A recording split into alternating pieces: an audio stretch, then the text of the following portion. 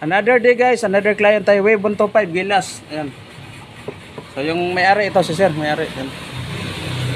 Shout out sa sir, sa may-ari, nagtiwala sa atin. Yung naging problema pala nito guys, ito yung clutch yun niya ay kita nyo naman. Secondary clutch to kung tatawagin sa mga dikambyo. Ayan o. Putol yung spring. Nabingkong na siya guys oh. Ayan, kitang-kita nyo naman, diba? Bingkong na. Tapos yung lining niya ubos na. Yan o, bakal na yan o. Bakal na yan siya, ayan. Puro bakal na yan. Pudpud na eh. Tapos yung primary clutch na naman, ito. Ayan o.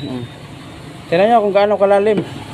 Kung hawakan nyo dito sa kanto, sobrang lalim na guys. Ayan o. Parang bangin na yan o. Ayan eh.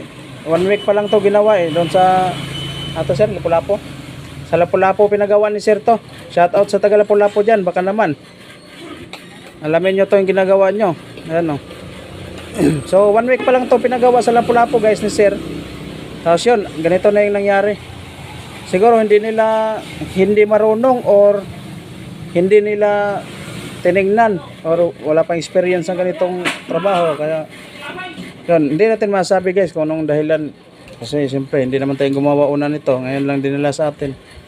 Ang cause pala nito guys, pag kinambyo mo siya sa nakahangir yung gulong sa likod, gumagana siya. Pero pag nilapat mo yung gulong sa likod, namamatay siya automatic. Primera, kahit kwarta, trisera, segunda, namatayan siya. Kaya pinaliwanag natin ni sir, ito gagamitin mo natin to kasi kulang budget niya. Ito muna bilhin natin yung secondary clutch niya para maitakbo niya lang. Pero as usual guys, hindi naman to maayos, yung hindi natin ma-perfect. Pero sa sunod, ito bibilhan na lang to ni sir para maging okay yung motor niya, mabalik sa stock. Isa rin to sa dahilan na maririnig nyo maingay yung makina sa loob. Pero ito lang yun. Gas. So yun, bago tatapusin natin yung video, wala kasi tayong stock dito, hanapan muna natin. Nag-aantay naman si sir, willing naman siya. Ayun, magbabalik tayo mamaya guys, abangan nyo na lang. Shout out pala sa mga top fans natin dyan, sa mga viewers sa Luzon, Visayas, Mindanao. Shout out sa inyong lahat. Ito pala yung MC ni sir. Ito yung motor niya na Wave 125 Gilas. Ayan yung sitwasyon ngayon ha. Wala, hinanapan pa natin yan ng pyesa. Ito palang customer natin, na followers natin to si sir. Kaya nilibre na natin ng oil para makatipid na rin siya. Yung oil pala nito guys ay binigyan ko si sir ng motol ha. Hindi pa man tayo ganun kasikat na vlogger, pero siyempre share your blessing na rin tayo kahit pa paano. Diba? So mga nagtatanong dyan kung legit ba, ito si sir. Sir, legit ba sir ang oil? Legit sir. Yun no. Diba?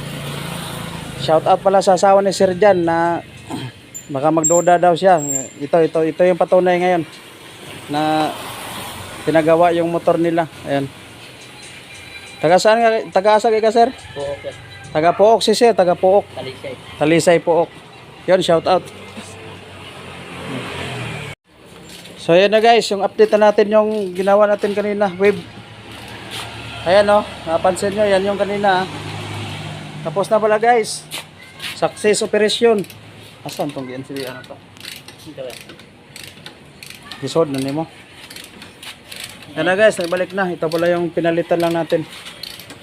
Na ito yung dinescribe ko kanina sa part 1. Kaya ayan, mapapansin nyo. Ayan na, binalik na yung tambutso ni Master Julito natin.